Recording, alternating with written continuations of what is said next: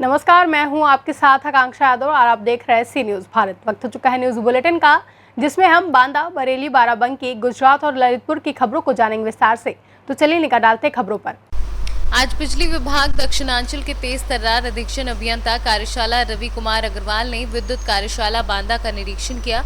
निरीक्षण के दौरान उन्होंने बांदा कार्यशाला के अधिकारियों को उपभोक्ता देवो भव की नीति का पालन करने के निर्देश दिए।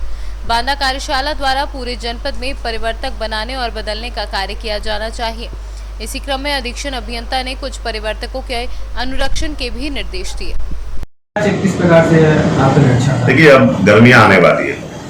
गर्मियों में हमारा जो डैमेज है ट्रांसफार्मर्स का, क्योंकि उस पर लोडिंग बढ़ती है तो वो डैमेज थोड़ा बढ़ जाता है। तो हमारा जो गवर्नमेंट का कमिटमेंट ये है कि जो ट्रांसफार्मर्स हैं वो ट्रांसफार्मर्स ग्रामीण क्षेत्रों में 24 घंटे 48 आवर्स में बदला जाना चाहिए और शहरी जो क्षेत्र है शहर, उसमें 24 आवर्स में अगर ट्रांसफार्मर डैमेज होगा और हमारे को 1912 पे शिकायत प्राप्त होती है तो हम उसको बदल देंगे।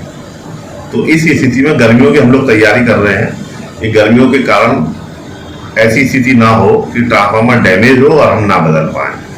तो चित्रकूट परियोजना कब से चालू हो रही है? चित्रकूट में जो ट्रांसफार्मर वर्कशॉप का जो निर्माण किया जा रहा है उसमें करीबन 80% काम हो गया है। उसमें कुछ बाहर सिविल वर्क पेंडिंग है, तो सिविल का काम चल रहा है। वो उम्मीद ये करते हैं कि सिविल का काम 1 महीने में हो गया पूरा, तो हम उसको एक मई से उसको चालू कर पाएंगे।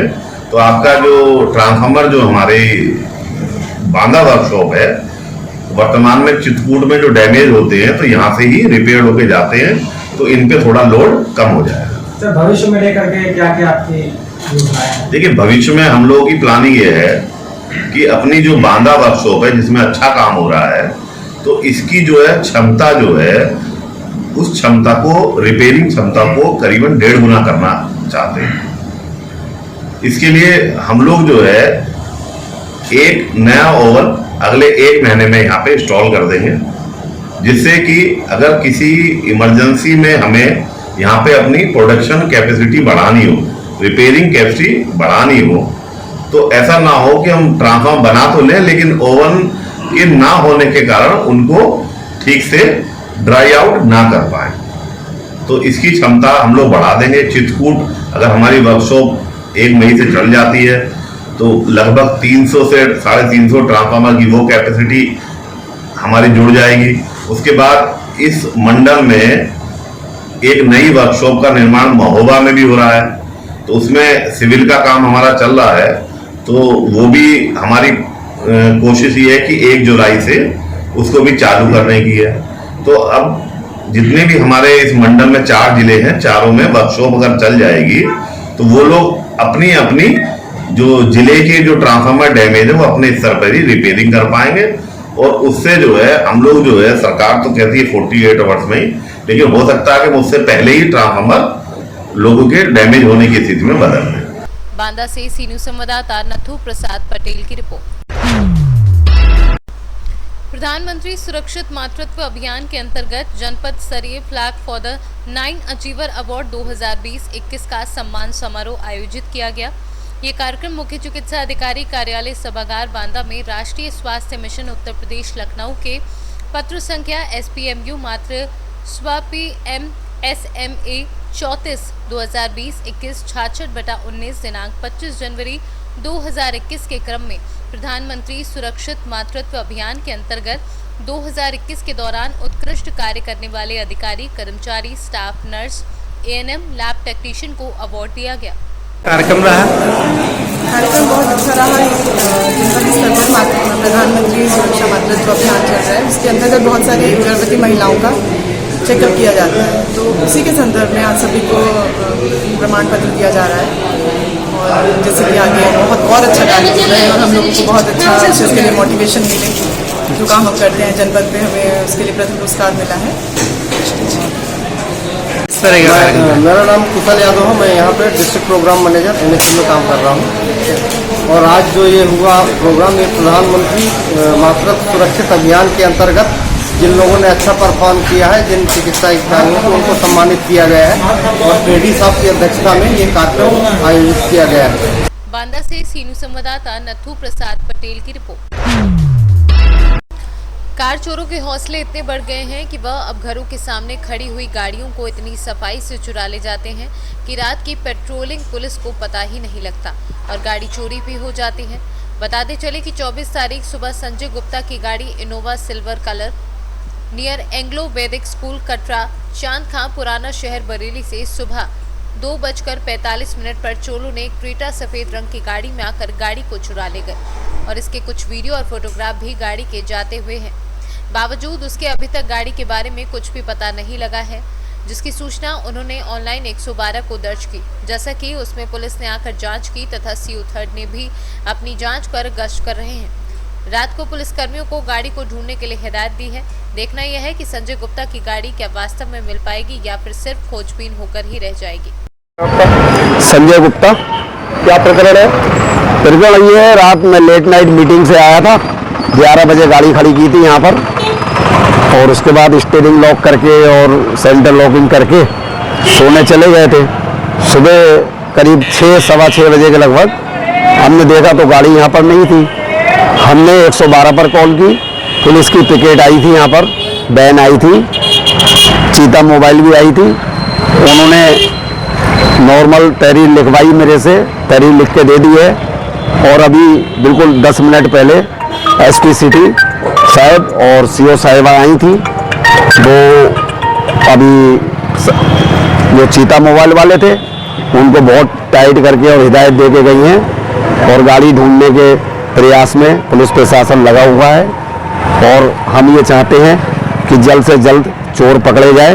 और जो चोर आए थे यहाँ पर, क्रेटा नई गाड़ी थी क्रेटा, उससे आए थे, एक आदमी गाड़ी तक पहुँचा था, एक दूसरा आदमी लंगड़ा के चल रहा था, वो गाड़ी लेकर यहाँ से गए। सीसीटीवी फुटेज में ये देखने को मिला है। क्या आपको किसी शक है या आपकी कोई रंजिश है पुरानी किसी से? नहीं, मेरी किसी से रंजिश नहीं है, मुझे किसी पर शक नहीं है।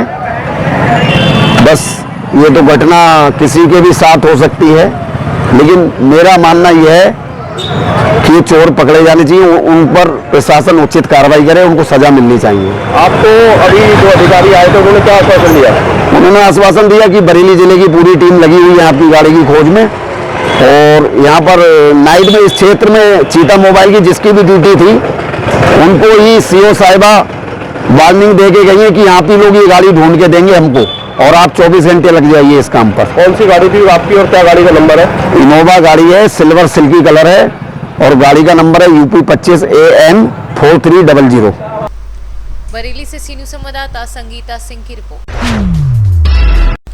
बाराबंकी के फतेहपुर में मस्तान रोड पर एक चौपाल में समाजवादी पार्टी के पूर्व मंत्री विधायक हाजी फरीद महफूज ने आम जनमानस से वार्तालाप की और आगामी 27 तारीख को पूर्व केंद्रीय मंत्री बेनी प्रसाद वर्मा की पहली पुण्यतिथि पर लोगों से उनकी प्रतिमा के अनावरण के मौके पर पहुंचने की अपील भी की। मौके पर जफरुल इस्लाम उर्फ पप्पू, मोहम्मद सलमान, मोहम्मद सुहेल, गुड्डू, जफर आदि कार्यकर्ता मौजूद रहे। क्योंकि ऐसा है कि उन लोगों को भी इस बात का ख्याल हो गया है कि उनसे पिछली बार जो वोट उन्होंने दिया था वो उनसे गलती हुई।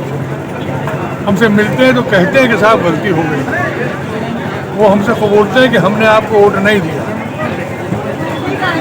और अब की देंगे इसलिए कि गलती हो गई थी, अब की नहीं हुई। तो वोट हमारा वापस आ गया है और उसके बाद बहुत ज़्यादा वोट बढ़ गया है और इंशाअल्लाह ताला हम जीतेंगे, हमसे मतलब हमारी पार्टी जीतेगी और हम सरकार बनाएंगे इंशाअल्लाह। बाराबंकी से सीनू संवाददाता मोहम्मद गुफरान की रिपोर्ट। छोटाउदेपुर जिले के जैतपुर पावी तहसील के धनपुर गांव में घटी गाला फलिया में नायका सुंदर भाई भीका भाई के घर में पास में पानी पुरवठा विभाग के हैंडपंप बिगड़ जाने से दूर दूर तक पानी लेने के लिए जाना पड़ा।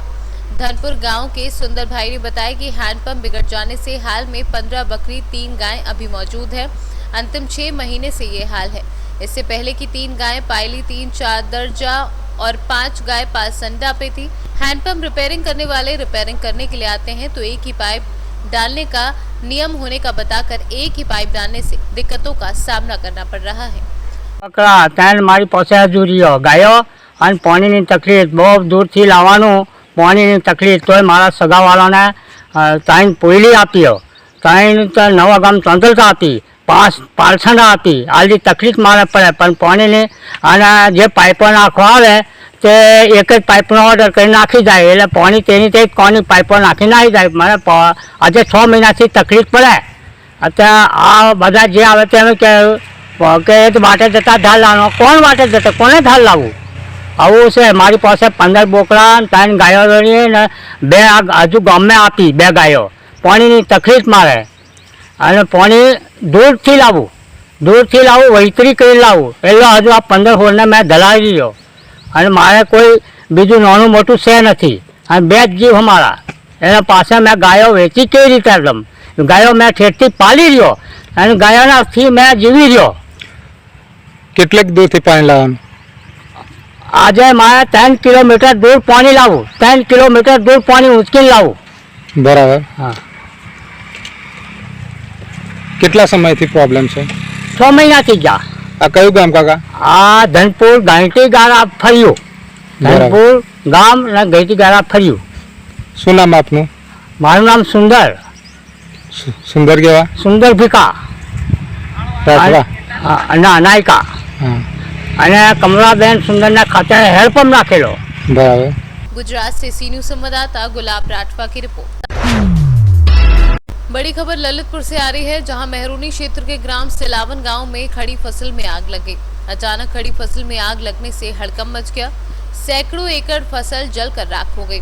आग लगते ही खेत में पड़ा भूसा और खड़ी फसल धू धू कर जलने लगा। ग्रामीणों ने एकजुटता दिखाते हुए पानी डालकर आग पर काबू पाया। ललितपुर से सी न्यूज संवाददाता देवेंद्र यादव की रिपोर्ट। फिलहाल के लिए न्यूज बुलेटिन में बस इतना ही। देश और दुनिया की तमाम बड़ी खबरों के लिए देखते रहें सी न्यूज भारत।